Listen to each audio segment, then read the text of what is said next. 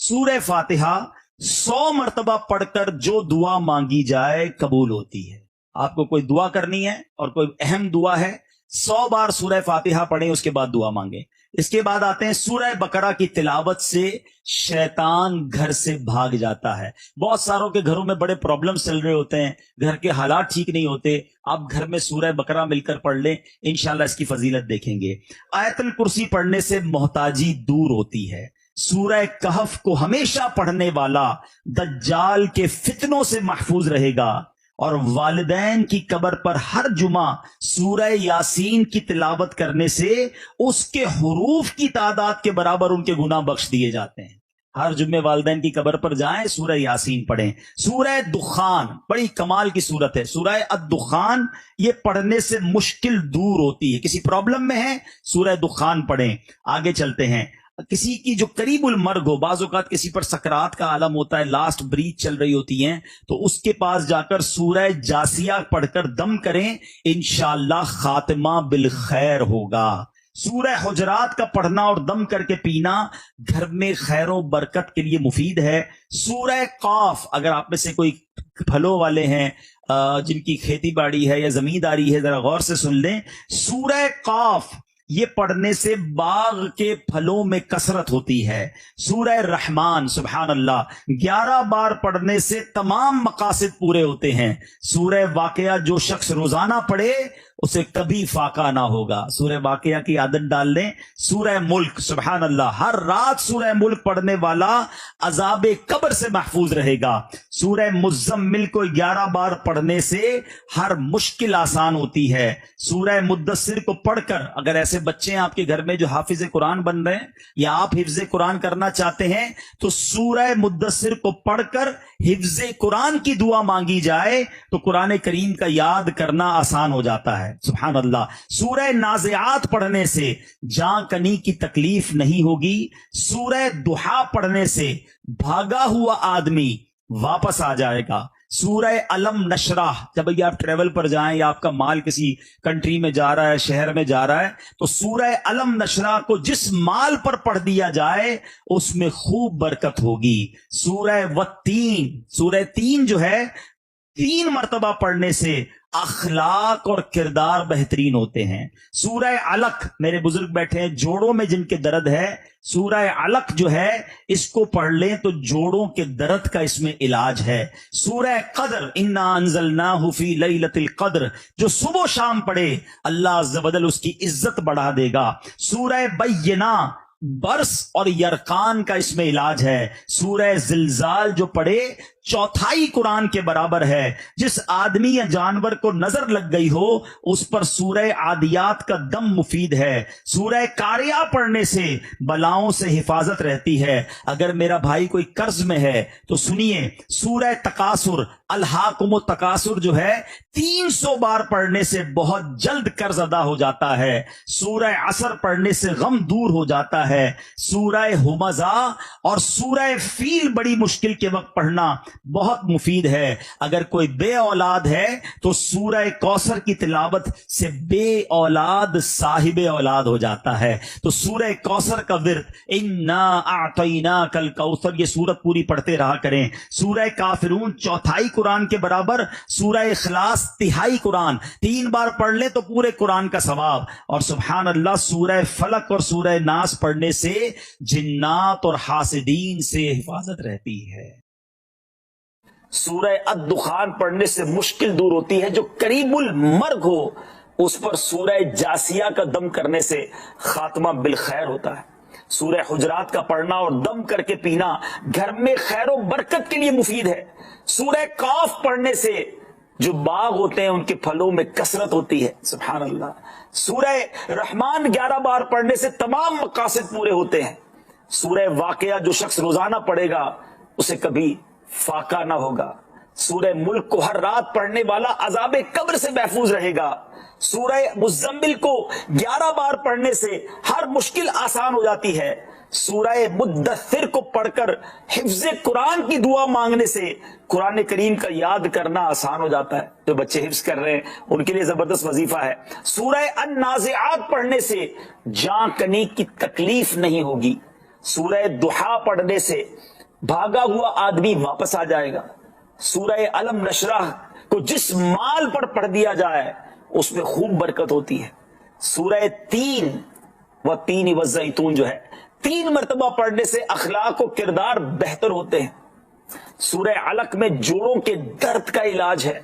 سورہ قدر جو صبح و شام پڑھے اللہ عز و جل اس کی عزت بڑھا دے گا. سورہ بینہ برس اور یرکان کا علاج ہے. جس آدمی یا جانور کو نظر لگی ہو اس پر سورہ عادیات کا دم مفید ہے. سورہ قارعہ پڑھنے سے بلاؤں سے حفاظت رہتی ہے. سورہ تکاثر کو 300 بار پڑھنے سے جلد قرض ادا ہو جاتا ہے. کئی لوگ کہتے ہیں جناب قرض بہت ہے, چلے قرآن کا وظیفہ لے لیں, الہاکم التکاثر. یہ جو سورت ہے 300 بار پڑھنے سے بہت جلد قرض اتر جاتا ہے. لیکن میں اپنی شوگر کو پکڑ نہیں پا رہا تھا اور وہ کنٹینیو بڑھتی جا رہی تھی. پھر میری نظر سے ایک فارمولا گزرا اور وہ فارمولا ہے GPS. اب اس کے یہ فارمولا کیا ہے, تمام خاص طور پہ شوگر کے جو پیشنٹس ہیں اور جس کو شوگر نہیں ہے وہ بھی ذرا غور سے سن لیں, جن کا وزن زیادہ ہے, جو بلڈ پریشر کی مریض ہیں یا کولیسٹرول کے مریض ہیں. میں صرف اپنا تجربہ شیئر کر رہا ہوں, آپ یہ تمام باتیں اپنے ڈاکٹر کے مشورے سے عمل کیجیے گا. میں نے الحمدللہ تمام چیزوں پر نہ صرف پاکستان کے بلکہ بیرون ملک کے ڈاکٹر سے بھی مشورے کر کے اس پر عمل کیا اور آج میں آپ کو نتیجہ بتانے جا رہا ہوں. تو میری شوگر جو تھی, چلے بتا دیتا ہوں, میری شوگر 9.9 تک پہنچ گئی, بڑھتے بڑھتے 9.9 تک پہنچ گئی, جو کہ HB1C جو ہوتی ہے 3 مہینے کی شوگر, اور یہ گریجولی بڑھتی گئی. 7 سے کرتے کرتے 8 پہنچی, 9 پہنچی اور 9. میں نے کہا یہ کیا ہو رہا ہے, کیوں نہیں رک رہی شوگر؟ دوائیں چینج کر کے دیکھ لی تو پھر وہ GPS فارمولا میری نظر سے گزرا کہ شوگر صرف میٹھا کھانے سے نہیں ہوتی ہے. یہ 3 چیزیں ہیں, G for greens, P for potato, S for sugar. یہ 3 چیزیں اگر آپ چھوڑ دیں تو آپ بغیر دوائی کے شوگر پہ قابو پا سکتے ہیں. میں ایسے کئی لوگوں کو جانتا ہوں کہ جو پہلے 2 دوائیں کھاتے تھے, پھر ان کی شوگر 2-5 سال بعد دوائیوں نے اثر ختم کیا, وہ 4 ٹیبلٹ پہ پہنچتے ہیں, پھر دوائیوں اثر ختم کرتی ہے, وہ انسولین پر پہنچتے ہیں, اور ایک وقت آتا ہے کہ ان کی 25-30 سال پرانی شوگر کے بعد انسولین بھی کام نہیں کرتی ہے اور پھر بیچارے اعضا کٹتے ہم نے لوگوں کے دیکھے.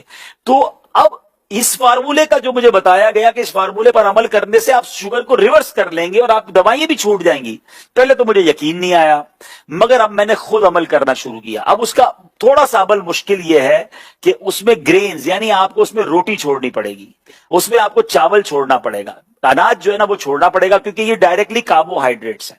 مجھے پتا چلا کہ ایک روٹی 4 چینی جتنا اندر جا کے کام کر رہی ہے, وہ چینی نہیں ہے اس میں لیکن وہ اندر جا کے کاربوہائیڈریٹس اتنے بنا رہی ہے. اگر آپ نے 2 یا 3 روٹیاں کھا لی ہیں تو آپ نے 12-15 چمچ شوگر کھا لی سمجھ لیں, اور تو شوگر کہاں سے کم ہوگی؟ تو اب روٹی کو چھوڑنا تھا. اچھا روٹی میرے لیے اتنا مسئلہ نہیں, ہم میمنوں کے لیے چاول بڑا مسئلہ ہے, ہم چاول بہت کھاتے ہیں, تو چاول چھوڑنا تھا, روٹی چھوڑنی تھی, پوٹیٹو خیر ویسے بھی اتنا زیادہ مرغوب نہیں تھا, اور شوگر والی تمام چیزیں, بیکری کی تمام آئٹمز. راشد بھائی اللہ کی رحمت سے میں نے یہ کرتے ہوئے مجھے 4 مہینے ہو گئے. آج 4 مہینے بعد الحمدللہ میں آپ کو بتاؤں, میں نے عید کے یعنی ایک دن پہلے 2 دن پہلے ٹیسٹ کروایا ہے, میری شوگر 7.8 ہو گئی ہے, 9.9 سے 7.8 ہو گئی ہے. اور مزے کی بات یہ کہ پچھلے 2 مہینوں سے میں نے دوائی کھانا بھی چھوڑ دی ہے. یہ میں نے دوائی کے بغیر ریکور کیا. اگر میں دوائی کھا رہا ہوتا تو یہ 6.5 ہو چکی ہوتی, لیکن میں کیوں اپنے اندر کیمیکل ڈالوں. میں ڈاکٹر سے مسلسل مشورہ کرتا رہا تو ڈاکٹر صاحب نے کہا آپ چیک کرتے رہے اور کم ہو رہی ہے تو اب آدھی کرتے رہے دوائیں. تو اب میں اس پوزیشن میں ہوں کہ میں پورے دن میں الحمدللہ دوائی نہیں کھاتا ہوں. پھر اس کے بعد مجھے فائدہ یہ ہوا, میرا کولیسٹرول تھا 220, 2 مہینے پہلے کی بات کر رہا ہوں, اور آج کل کی رپورٹ کے مطابق 146 ہو چکا ہے وداؤٹ اینی میڈیسن. صرف میں نے ڈائٹ سے اس کو کنٹرول کیا. کچھ فیٹی لیور کے بھی پرابلمز تھے وہ کم ہو گئے الحمدللہ, اور بھی بہت ساری چیزیں. میرا تقریباً 7 کلو وزن کم ہو گیا. میں وزن کم کرنے کی بہت ٹائم سے کوشش کر رہا تھا, میں نے کوئی زیادہ کوشش نہیں کی, میں کھا پراپر رہا ہوں, پیٹ بھر کے کھا رہا ہوں.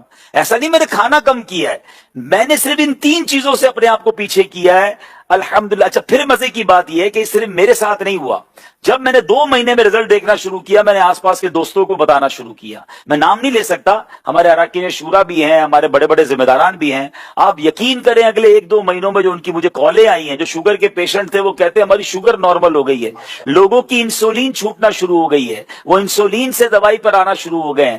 اب میں آپ کو یہ ساری باتیں بتانے کے بعد اچھی نیت کے ساتھ اپنا شیڈول بتاتا ہوں, کیونکہ کچھ لوگ جب میں یہ بتاتا ہوں نا تو وہ کہتے ہیں یار روٹی اور چاول کے بغیر زندہ کیسے رہیں گے؟ ٹھیک ہے نا، میں 4 مہینے سے زندہ ہوں اور میں پہلے سے اچھی لائف گزار رہا ہوں، بہت فریش فیل کرتا ہوں۔ اب اس کا طریقہ کیا ہے میں آپ کو سمجھاتا ہوں۔ پہلے تو جب تک آپ اس کو سائڈ پہ کریں گے نا تو پھر آپ کو چیزیں بہت ساری نظر آنا شروع ہو جائیں گی۔ پہلے تو ہمیں نظر ہی ایک ہی چیز آتی ہے نا کہ بھئی 3 روٹیاں کھانی ہے روز کی یا 2 پلیٹ چاول کھانے ہیں۔ تو جناب آپ الحمدللہ سلاد، فروٹ، اور پھر آپ گوشت ڈائریکٹ تھوڑا سا لے لیں، آپ بوائل انڈے کھا لیں، اگر آپ کو فرائیڈ ایگ بھی کھانے تو کم تیل میں تل کے چمچ سے کھا لیں انڈے۔ میں 1-2 دن پہلے ایک جگہ گیا، دوست کے گھر دعوت تھی، بڑا بہترین، کہہ رہے عید آ رہی ہے عبدالحبیب بھائی گوشت نہیں بنایا، دال چاول بنایا۔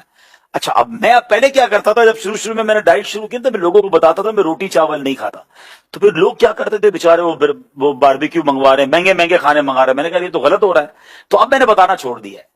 اب میں نخرے نہیں کرتا، میں کہتا ہوں میں آپ کے گھر آ جاؤں گا، جو بھی دعوت ہے۔ تو دال چاول بنایا تو بڑا کمال کا، ہمارے یہاں مشہور ہے دال چاول نا، تو سارے دوست کھا رہے تھے۔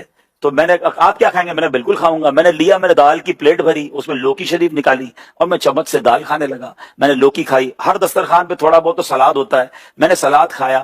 دیکھیے ایک فارمولا اگر آپ کو سمجھ آ جائے نا کہ آپ کے وزن کا 1% آپ کا پیٹ ہوتا ہے۔ کسی کا 80 کلو وزن ہے، اس کا 800 گرام میں پیٹ بھرے گا۔ اب میرے پیٹ کے اندر اگر 700 گرام کی جگہ ہے تو میں نے یہ سوچ لینا ہے کہ 700 گرام بھرنا کس سے ہے۔ یاد رکھیے میں اس کو اس طریقے سے آپ کو سمجھاتا ہوں، آپ کے ساتھ سب کے ساتھ ہوا ہوگا کہ کبھی آپ کو بڑی شدید بھوک لگی ہوگی، بچپن میں تو زیادہ ہوا تھا، ہم گرم روٹی لینے جاتے تھے اور آتے آتے ہی ایک روٹی پوری کھا جاتے تھے۔ ممی نے منگوائی ہوتی تھی روٹی، تو بھوک اتنی لگی ہوتی تھی وہی روٹی کھا جاتی، کیونکہ بھوک لگی ہوتی تھی، نہ سالن تھا نہ کچھ تھا، کیونکہ بھوک لگی تھی۔ اور ایسا بھی ہوا ہوگا کہ آپ نے کبھی دوستوں کے ساتھ دال چاول کھایا ہوگا یا دال روٹی کھائی ہوگی، پیٹ بھر گیا۔ اب دنیا کی بہترین چیز آپ کے سامنے آ جائے تو آپ کیا کہتے ہیں؟ یار اب تو پیٹ بھر گیا۔ اٹ مینز پیٹ ہی بھرنا ہے، لذت تو زبان تک ہے۔ تو اگر آپ اس 700 گرام کی اس پراپر تھیلی کو اچھی چیزوں سے بھر لیتے ہیں تو آپ کو پھر ختم ہو جائے گا چیپٹر، آپ کا پیٹ بھر جائے گا۔ تو پہلے کوشش یہ کریں کہ فروٹ یا سلاد سامنے آ جائے، 300-400 گرام وہ کھا لیں، ٹھیک ہے؟ اب اس کے بعد جو کھانا کھا لیں۔ تو اب آپ 400 گرام وہ کھائیں گے جو اگر مثال کے طور پہ صحت کے لیے اچھا بھی نہیں ہے تو وہ آدھا تو آپ نے اچھا کھا لیا۔ یعنی بہت ساری چیزوں کو اگر آپ آج صحت کے معاملہ جو ڈاکٹرز بتا رہے ہیں اس کو اگر آپ سنت سے کنیکٹ کریں تو بہت چیزیں آپ کی بہتر ہو جائیں گی۔ آپ یہ کر روز چیک بھی کریں۔ مجھے کسی نے کہا موٹیویشن کیسے ملتی ہے آپ کو؟ میں نے کہا مجھے روز رات کو تحفہ ملتا ہے۔ کہتے کیسے؟ میں نے کہا میں روز پورا دن گزار کے سونے سے پہلے کھانے کے 2 گھنٹے بعد شوگر چیک کرتا ہوں اور مجھے پتا چلتا ہے کہ میری پورے دن کی ڈائٹ میں بغیر دوائی پیے میری شوگر نارمل ہے۔ میں اگلے دن کے لیے پھر تیار ہو جاتا ہوں کہ میں نے انشاءاللہ یہ چیزیں نہیں کھانی ہیں، اور الحمدللہ میں اس کا نتیجہ دیکھ رہا ہوں۔ تو اچھی نیتوں کے ساتھ خیر الناس من ينفع الناس، لوگوں میں اچھا وہ ہے جو دوسروں کے لیے بھی اچھا بنے۔ تو میں جو اپنے لیے اچھا سمجھ رہا ہوں آپ کو بتایا ہے۔ Cholesterol, blood pressure, sugar test کرواتے ہو نا؟ صحت کے لیے ٹیسٹ کرانا چاہیے، اچھی بات ہے، لیکن ہم ان بیماریوں کے بارے میں بہت زیادہ کانشیس ہیں۔ میرا سوال ہے یہ بیماریاں کیا بگاڑ لیں گی آپ کا؟ اینڈ آف دا ڈے جان لے لیں گی نا۔ میں اس بیماری کا ذکر کر رہا ہوں جو اگر دل پہ بس گئی تو ایمان لے لے گی۔ بتاؤ کون سی خطرناک بیماری ہے؟ ایمان لینے والی نا۔ But nobody try to understand، کوئی اس کو ڈائگنوز کرنے کے لیے بھی تیار نہیں ہے۔ اس پوری کائنات میں سب سے پہلا جو گناہ ہوا، فرسٹ ایور سن، سب سے پہلا گناہ وہ کیا تھا؟ تکبر ہی تھا۔ شیطان نے سجدہ نہیں کیا تھا نا، اللہ میں اس سے بہتر ہوں، I am best، خلقتنی من نار وخلقتہ من طین، اللہ تو نے مجھے آگ سے بنایا، اسے مٹی سے بنایا، حضرت آدم کو۔ شیطان نے بڑی عبادتیں کی، بڑا علم بھی تھا، فرشتوں کا استاد تھا، جنت کا خزانچی تھا۔ Once in a lifetime اس نے تکبر کیا، ساری عبادتیں برباد، نورانیت چہرے کی چھین دی گئی، اللہ کی بارگاہ سے مردود قرار دے دیا گیا۔ مجھے ایک بات بتاؤ، جس نے ایک بار تکبر کیا اس کا یہ حال ہوا، جو روز تکبر کرتا ہے، جو بار بار تکبر کرتا ہے، اس کا کیا بنے گا؟ انہو لا یحب المستکبرین، بے شک وہ مغروروں کو پسند نہیں فرماتا۔ اور ایک حدیث تو بچپن سے آپ نے سنی ہوگی نا، کہ جس کے دل میں رائی کے دانے کے برابر تکبر ہوگا۔ رائی کا دانہ بہت چھوٹا سا ہوتا ہے، ڈاٹ، نقطہ۔ اس کا مطلب یہ ہوا کہ اتنا سا بھی تکبر جس کے دل میں ہوگا نا، اللہ کے نبی علیہ السلام فرماتے ہیں کہ وہ جنت میں نہیں جائے گا۔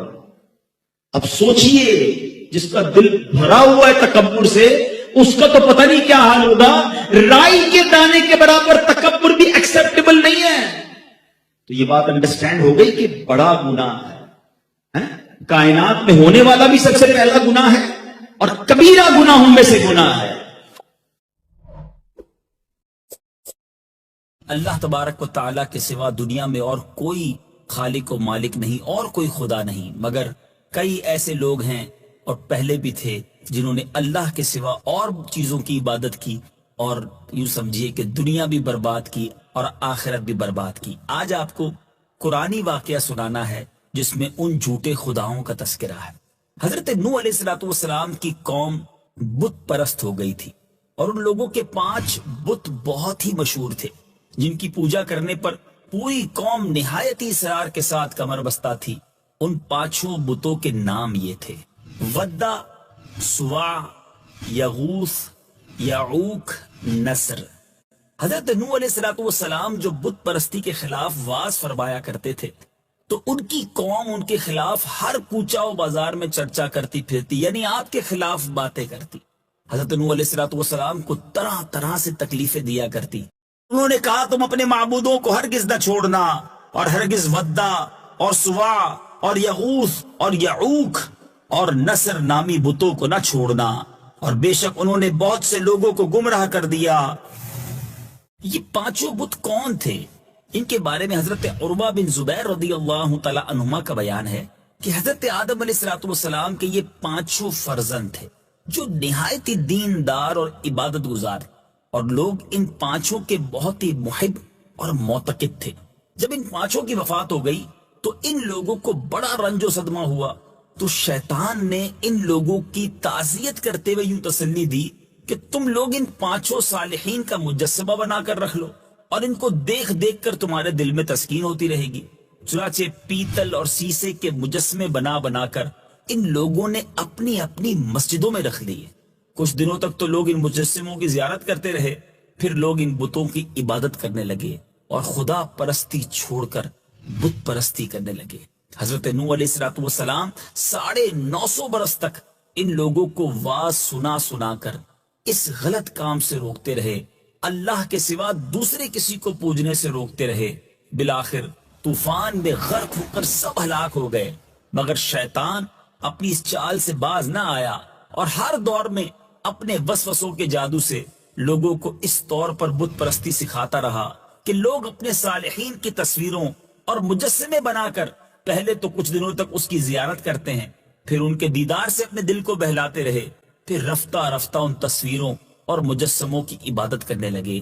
اس طرح شرک و بت پرستی کی لعنت میں دنیا گرفتار ہو گئی اور خدا پرستی اور توحید خالص کا چراغ بجھنے لگا، جس کو روشن کرنے کے لیے انبیاء و سابقین یکے بعد دیگرے برابر مبعوث ہوتے رہے، یہاں تک کہ ہمارے آقا علیہ السلام نے ہمیشہ کے لیے بت پرستی، اللہ کے سوا کسی اور کو پوجنے کی جڑ جو ہے وہ اس طرح کاٹ دی کہ آپ نے تصویروں اور مجسموں کا بنانا ہی حرام فرما دیا اور حکم صادر فرمایا کہ تصاویر اور مجسمے ہرگز ہرگز کوئی شخص کسی آدمی تو آدمی کسی جاندار کے بھی نہ بنائے، اور جو پہلے سے بن چکے ہیں ان کو جہاں بھی دیکھو مٹا دو اور توڑ پھوڑ کر تباہ و برباد کر دو، تاکہ نہ رہے بانس نہ بجے بانسری.